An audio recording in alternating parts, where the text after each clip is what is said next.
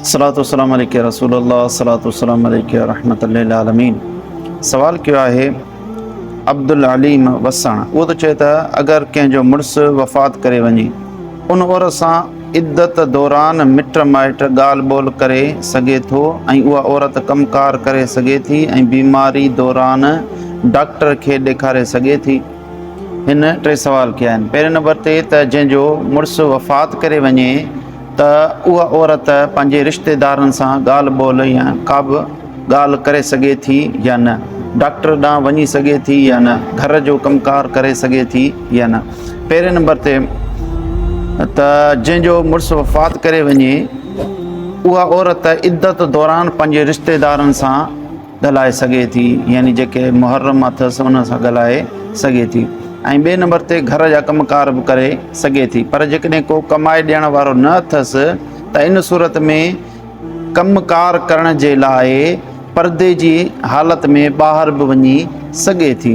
ऐं टे नंबर ते इहो सुवालु हुयो त उहा डॉक्टर ॾांहुं वञी सघे थी या न, त उहा डॉक्टर ॾांहुं बि वञी सघे थी। जीअं सुनन अबी दाऊद में हदीस मुबारक हुआ, हज़रत जाबिर रज़ियल्लाहु ताला अन्हु थो चए त काल तुल्लिकत ख़ालती सलासन, मुंहिंजी मासी खे 3 तलाक़ूं ॾिनियूं हुयूं।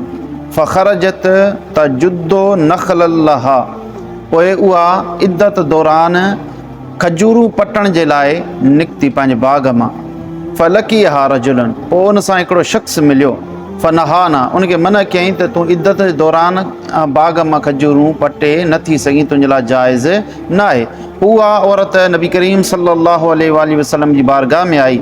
फ़ज़करत ज़ालिक लहू, पोइ महबूबन करीमनि सां उन बाबति पुछा कयाईं त मूंखे हीअं मना कई वई आहे। फ़क़ाल लहा, रसूलुल्लाह सल्लल्लाहु अलैहि वसल्लम ख़ैस फरमायो, उख़रजी फ़जुद्दी नख़लके लअल्लके अन तसद्दक़ी मिन्हु औ तफ़अली ख़ैरा। पाण फरमायूं त निकिर ऐं पंहिंजे बाग़ मां भली खजूरूं पट, जीअं मथां तूं सदको करी उन मां जा या को ख़ैर जो कमु करी। हिन हदीस मुबारका में नबी करीम सल्लल्लाहु अलैहि वसल्लम उन इद्दत याफ़्ता औरत खे ॿाहिरि निकिरण जी इजाज़त ॾिनी। ऐं सुनन अबी दाऊद में ऐं सुनन इब्न माजा ऐं मुवत्ता इमाम मालिक ऐं ॿियनि किताबनि में हदीस मुबारका हुआ त हज़रत अबू सईद ख़ुदरी रज़ियल्लाहु ताला अन्हु जी भेण जो मुड़ुसु वफ़ात करे वियो। पोइ संदसि जी भेण महबूबन करीमनि जी बारगाह में हाज़िर थी, हिन लाइ हाज़िर थी त हुज़ूर अलैहिस्सलातु वस्सलाम खां इजाज़त घुरे त आऊं पंहिंजे मुड़ुस जे घर में इद्दत न विहां, बल्कि बनी खुदरा कबीले वटि इद्दत गुज़ारियां। इहा इजाज़त घुरण जे लाइ नबी करीम सल्लल्लाहु अलैहि वसल्लम जी बारगाह में आई।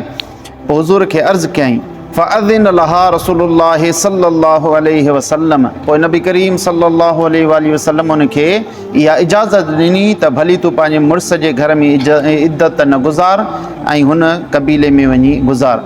फ़लम्मा ख़रजत, जॾहिं उहा औरत निकिती, दआ रसूलुल्लाह सल्लल्लाहु अलैहि वसल्लम, पोइ नबी करीम सल्लल्लाहु अलैहि वसल्लम उनखे तलब कयो, घुरायो उनखे। फ़क़ाल लहा, पाण फरमायो उनखे, आईदिल मसअलत, वराए मसलो इहो मूंखां पुछा कर। फ़आदत, पोइ उन औरत वराए सवाल कयो नबी करीम सल्लल्लाहु अलैहि वसल्लम खां।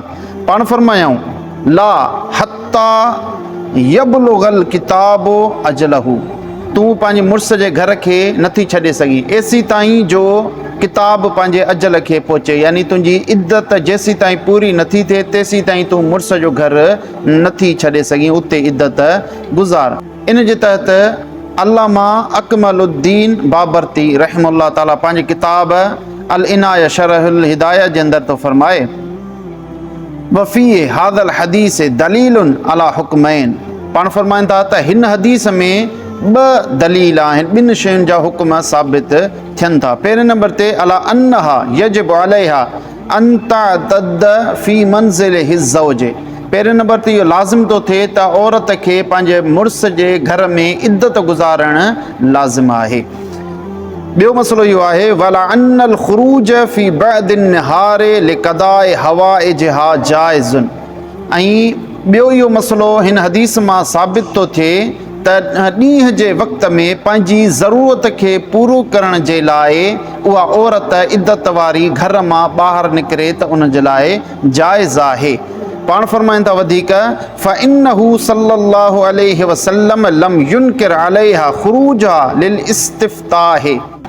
बेशक नबी करीम सल्लल्लाहु अलैहि वसल्लम वटि जॾहिं उहा औरत फ़तवा पुछण जे लाइ आई त हुज़ूर उनखे मन न कई ॿाहिरि निकिरण जे लाइ। इन मां मालूम इहो थियो त औरत पंहिंजी ज़रूरत पूरी करण जे लाइ घर मां ॿाहिरि निकिरी सघे थी। ऐं अहिड़े नमूने सां डॉक्टर बि ज़रूरत में शुमार आहे। ऐं इंसानु बीमार थिए थो त पंहिंजी ज़रूरत खे पूरी करण जे लाइ डॉक्टर वटि वञी सघे थी, पंहिंजा कमकार बि करे सघे थी। अहिड़े नमूने सां पंहिंजे रिश्तेदारनि सां जन खां पर्दो लाज़िम आहे उन्हनि सां गुफ़्तगू बि करे सघे थी। वल्लाहु आलम बिस्सवाब।